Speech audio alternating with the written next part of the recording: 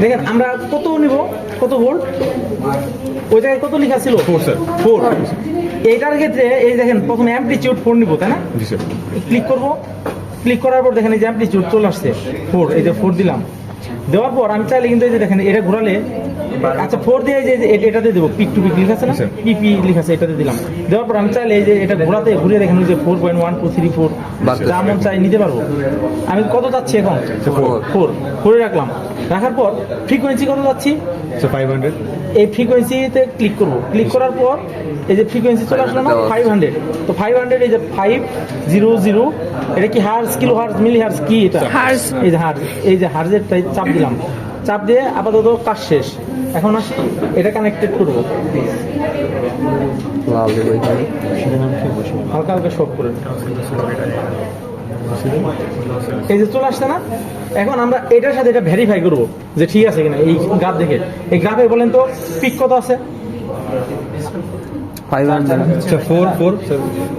না 500 হার্জ লেখা আছে।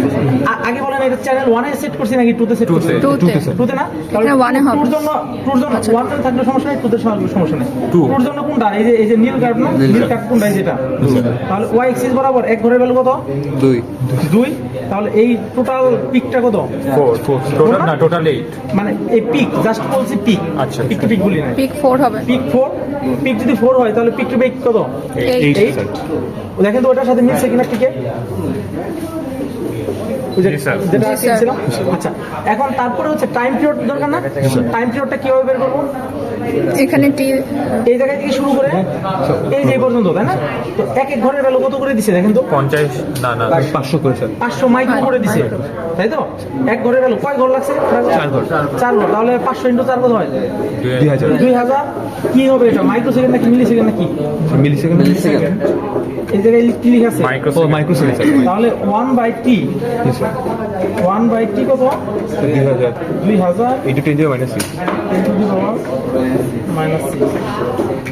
দেখেন 500 হার্জ, ঠিক আছে? আমার ঠিক। হ্যাঁ, জেনারেট করেন তো নিজেরা উল্টাপাল্টা করে, মনে করেন 10 ভোল্ট পিক টু পিক বা এই জেনারেট করেন। এই জায়গায় হচ্ছে কত 500 আছে না, এটা 1000 জেনারেট করেন বা 2000 5000 এরকম করে করতে স্যার হবে। স্যার এটা অসিলোস্কোপ স্যার। এই মেশিনটার নাম কি স্যার? এটা সিগন্যাল জেনারেটর, ফাংশন জেনারেটর।